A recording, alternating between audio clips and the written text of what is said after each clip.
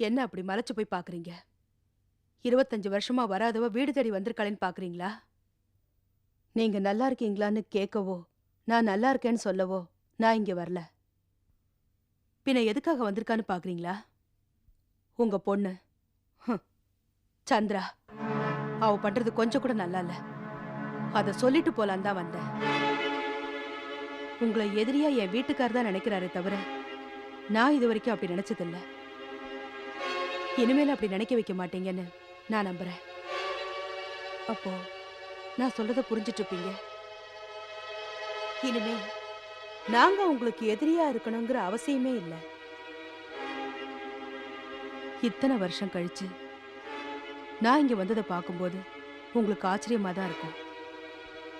ஆனா நான் இப்ப சொல்ல போற விஷயத்தை கேட்டா உங்களுக்கு பெரிய அதிர்ச்சியாவே இருக்கும்.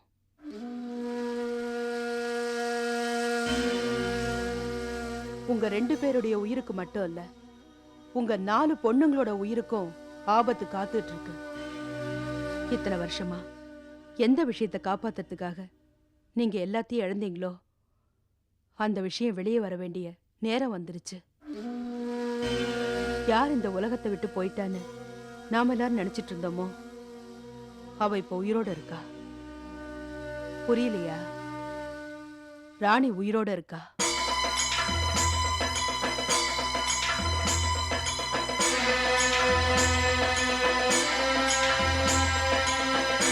ராணி என் வீட்டுக்கார்கிட்ட போன் பண்ணி பேசியிருக்கா. இதெல்லாம் ஏன் உங்ககிட்ட சொல்றேன்னு பாக்குறீங்களா? ராணி உயிரோட இருக்கிறது எங்களை விட உங்களுக்கு தான் ஆபத்தான விஷயம். என்னைக்காவது அவ உங்க முன்னாடி வந்து நின்னா உங்க நிலைமை என்ன ஆகும்னு கொஞ்சம் யோசிச்சு பாருங்க.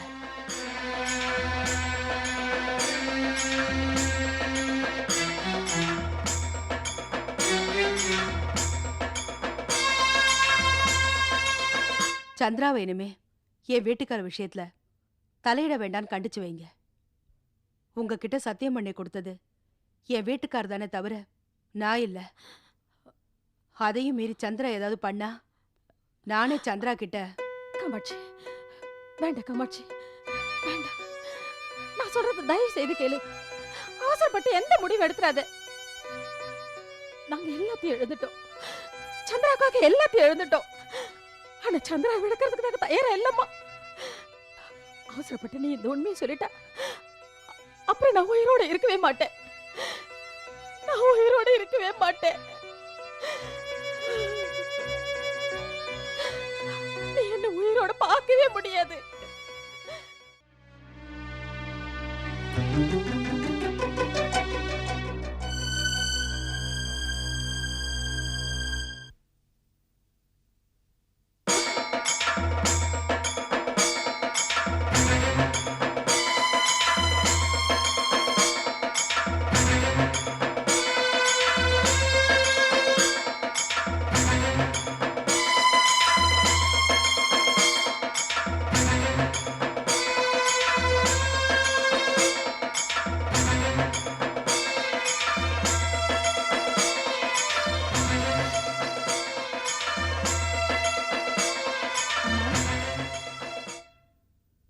யாருமா இவங்க? அப்பா, யார்ப்பா இவங்க? ஏன் ஒரு மாதிரியா இருக்கீங்க? அப்பா, நீங்க தான் சொல்லுங்களேன், யார்ப்பா இவங்க? உங்களை தானே கேக்குறேன், ஏன் பேசாம இருக்கீங்க? யார்ப்பா இவங்க? காமாட்சி, சுந்தரேசனோட ஒய்ஃப்.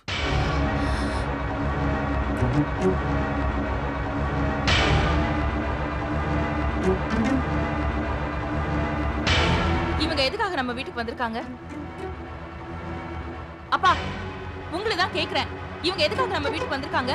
ஏற்கனவே கொடுத்த பிரச்சனை எல்லாம் பார்த்தாதா இன்னும் பிரச்சனை பண்ண போறாங்களா? முதல்ல இவங்களை வெளியே போக சொல்லுங்க. இப்ப நீங்க சொல்றீங்களா நான் சொல்லட்டுமா? வெளியே போக சொல்லுங்கப்பா. இவங்க எதுக்காக நம்ம வீட்டுக்கு வந்தாங்க? மரியாதையா அவங்களை வெளியில போக சொல்லுங்க. வெளியே போக சொல்லுங்க. எந்த முகத்தை வச்சுட்டு நம்ம வீட்டுக்கு வந்திருக்காங்க? அதுமா, அது ஒண்ணும் இல்ல, ஜானகி. ஆமா, இருமா. அவங்க எதுக்காக வந்தாங்க முதல்ல அதை சொல்லு. இல்லம்மா, நான் எல்லாம் விவரமா சொல்றேன், நீ உள்ள போ. அம்மா அவங்கள முதல்ல வெளியே போக சொல்லுமா. சந்திரா, அப்புறமா சொல்றேம்மா, நீ கொஞ்சம் சும்மா இரு. சந்திரா சொல்றது கேளுமா, வீட்டுக்கு வந்தவங்க கிட்ட இப்படியே பேசுறது. அம்மா அம்மா நீ முதல்ல அவங்கள போக சொல்லுமா. அடிச்சு ஜானகி. இருக்க, நீ எப்படி பேசலாமா? உள்ள போ. அல்லவா? நீங்களும் போமா. ருத்ரா, உள்ள போ.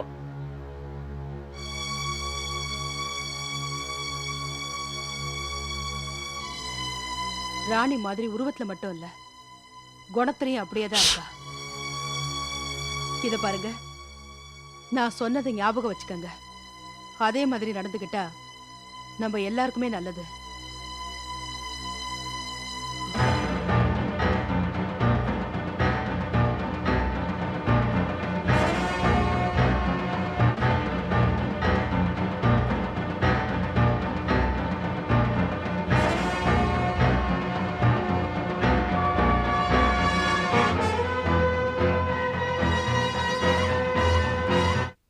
இல்லம்மா, நீ ஃபேக்டரி ஆரம்பிச்சதுல இருந்து அவங்க கம்பெனிக்கு பெரிய அளவில் நஷ்டம் வந்துடுச்சான்.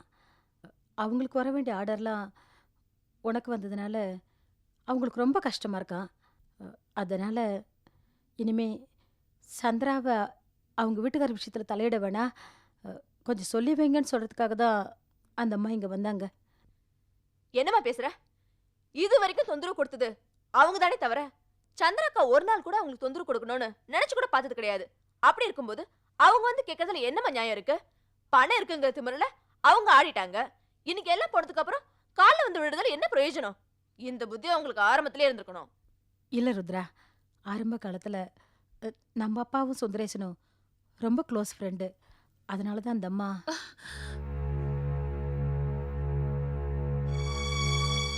என்னம்மா என்ன பேசுற நீ?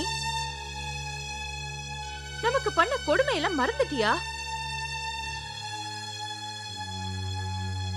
சுமித்ராக்கு இவ்வளவு பிரச்சனை நடந்ததுக்கும் பவித்ரா இந்த நிலைமைக்கு ஆளானதுக்கு காரணமே அந்த சுந்தரேசன் தானே.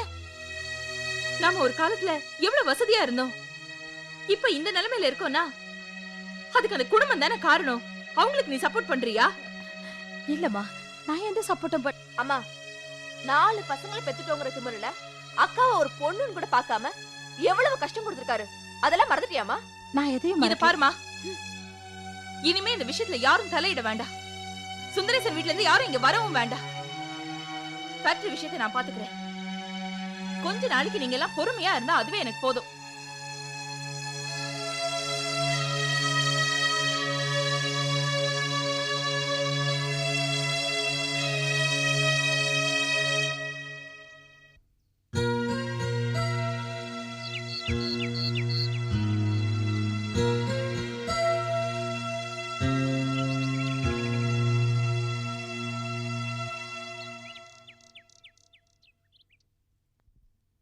இது என்னங்க பெரிய குழப்பமா இருக்கு? இத்தனை வருஷம் கழிச்சு காமாட்சி இவ்ளோ பெரிய குண்டை தூக்கி போட்டு போறா. அந்த அம்மா சொல்ற மாதிரி ராணி உயிரோட இருப்பாளாங்க?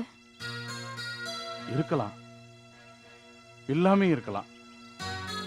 ஆனா 25 வருஷம் கழிச்சு அந்த காமாட்சி நம்ம வீட்டு படியேறி வந்து இப்படி ஒரு விஷயத்தை சொல்றான்னா அதை நாம அப்படியே நம்பிடவும் முடியாது, நம்பாவும் இருக்க முடியாது. ஆனா எனக்கு இதுல இன்னொரு சந்தேகமும் வருது.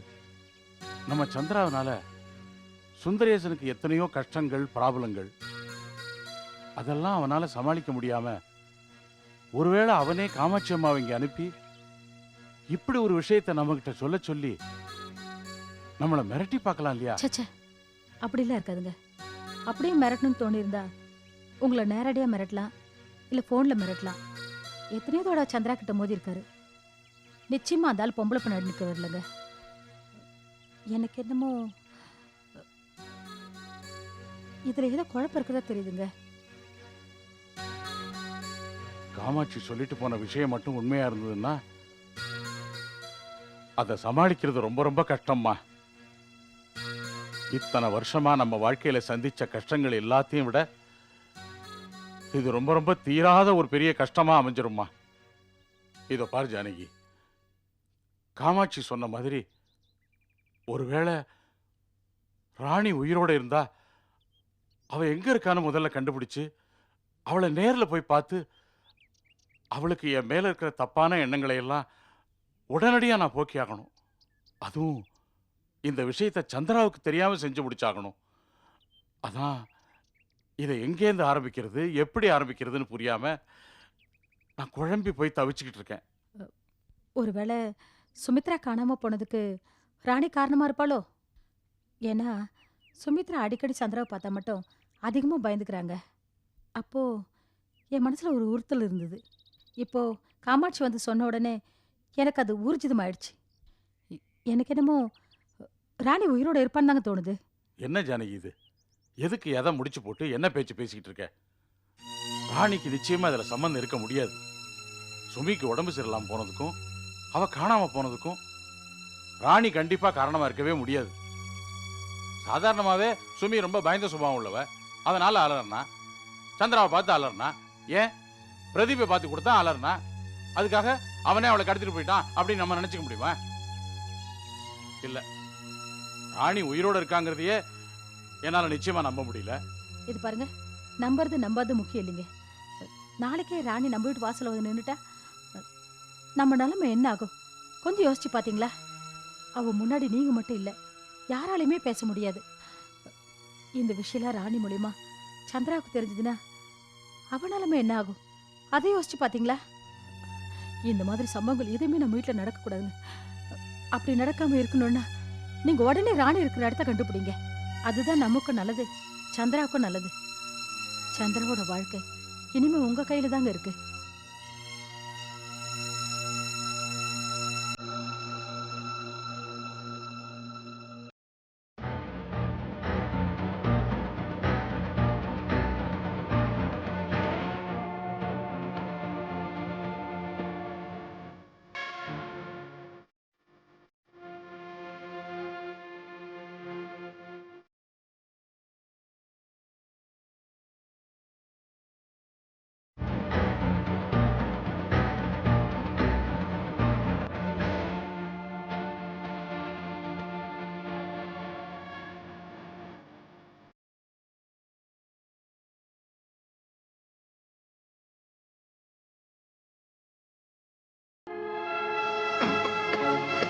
என்னப்பா இருமுறீங்க?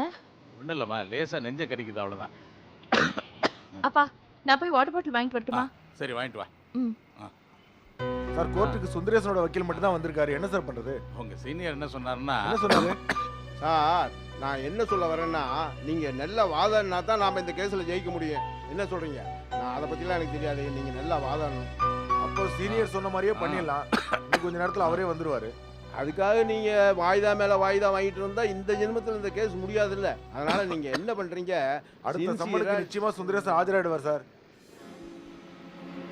அதுவும் வாஸ்தவம் தான். அப்படியா?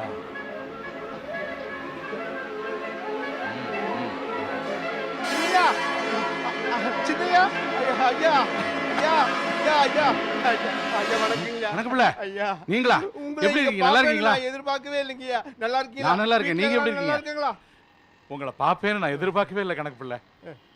நானும் 25 வருஷமா நீங்க எங்க இருக்கீங்கன்னு பல பேர்கிட்ட பல இடத்துல தேடி தேடி அழுத்து போயிட்டுங்கய்யா. தெரிஞ்சிருந்தா நான் உங்க வீட்டுக்கு வந்து நாய் மாதிரி உழைச்சிருப்பணுங்கய்யா. ஆனா நீங்க எங்க இருக்கீங்கிற விவரமெல்லாம் எனக்கு தெரியாம போச்சுங்கய்யா. உங்களை பார்த்ததுல ரொம்ப சந்தோஷம் கணக்கு பிள்ளை. எல்லாம் உங்க ஆசீர்வாதம், பெரியாவோட ஆசீர்வாதம். ஐயா, நான் கேட்க மறந்துட்டேன். பெரிய இப்ப எங்கேயா இருக்காரு? நான் பார்த்து ரொம்ப வருஷம் ஆச்சுங்கய்யா. அவரை பத்தி பல பேர்கிட்ட விசாரிச்சேன். ஆனா ஒரு தகவலும் சரியா கிடைக்கலையா. எல்லா ஆசிரமத்திலையும் போய் தேடி பார்த்தங்கய்யா. ஆனா யாருமே சரியான தகவல் கொடுக்கலங்கய்யா. ஐயா, உங்களுக்கு தெரியும் இல்லைங்கய்யா, ஐயா இப்ப எங்கெங்கய்யா இருக்காரு? ஆமா, நம்ம வீட்டுல அம்மா பிள்ளைங்க எல்லாரும் நல்லா இருக்காங்க ஐயா? ஆமா, நமக்கு எத்தனை குழந்தைங்க? 4 குழந்தைங்க, அப்படியா? 4 பொண்ணு குழந்தைங்க. நல்லா இருக்கட்டும், நல்லா அம்மா, இருக்கட்டும். இந்த பக்கம் எங்க வந்தீங்க? அது ஒரு சின்ன நிலத்துக்கிறாருங்க, அது விஷயமா கோர்ட்டுக்கு வந்தேன். ஆனா வந்த இடத்துல உங்களை பாப்பேன்னு நான் எதிர்பார்க்கவே இல்லைங்கய்யா. எல்லா வேலையும் முடிச்சிட்டு ஆ, வீட்டுக்கு வந்து சாப்பிட்டு 2 நாள் தங்கிட்டு தான் கண்டிப்பா, போனேன்னா கண்டிப்பா. ஆ. உங்களை பார்த்ததுல ரொம்ப சந்தோஷம். அப்பா,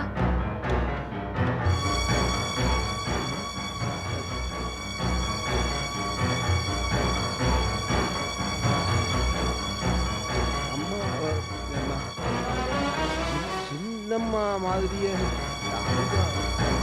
யாருங்க? ஆ? சின்னம்மா மாதிரியே இருக்காங்க. அம்மா யாருன்னு சொல்லுங்க. ஆ?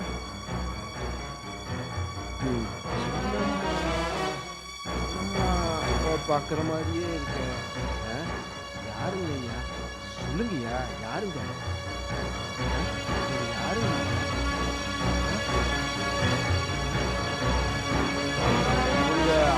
அவங்கள மாதிரியே இருக்காங்களே. அது வேற ஒண்ணும் இல்ல. நம்ம குடும்ப வாரிசு எல்லாரும் ஒரே மாதிரி இருப்பாங்க. இது என் பெரிய பொண்ணு அப்படிங்களா? சந்திரான்னு பேரு. ஆ, ஃபேக்டரியில வணக்கம்மா. பார்த்துட்டு இருக்கா. இது நம்ம ஊர் கணக்கு பிள்ளை. ஆ. திடீர்னு பார்த்துட்டேன். அதான் என்ன ஏதுன்னு அவர்கிட்ட பேசிட்டு வந்துடுறேன். நீ உள்ள போய் என்னன்னு பாரு, நான் அது பின்னாலே வந்துடுறேன். தண்ணி குடிங்கப்பா. அதை நான் குடிச்சுக்கிறேம்மா, நீ போய் பாரு. சரி ஆ. வரேங்க. போம்மா.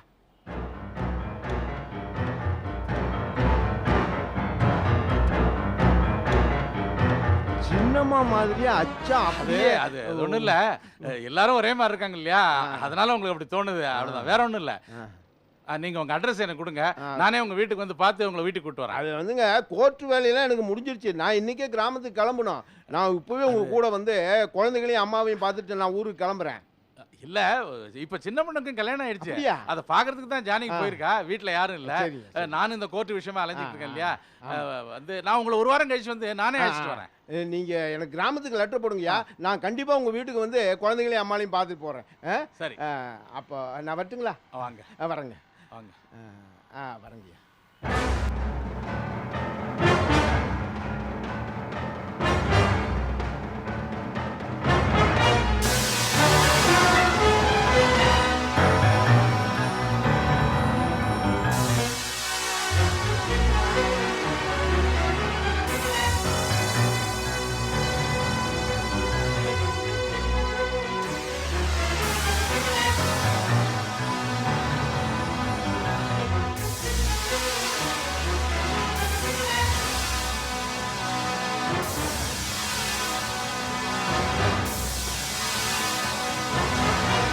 ராணி, நீ 1000 தான் சொன்னாலும் சரி. சட்டத்துக்கு புறம்பா சத்தியத்தை மீறி நான் எதையும் செய்ய மாட்டேன். ராணி, ஒரு பொண்ணுக்கு இவ்வளவு திமிரு ஆணவம் இருக்க கூடாது. உன்னை நீ மாத்திக்க, இல்லைன்னா பின்னாடி நீ ரொம்ப வருத்தப்படுவ.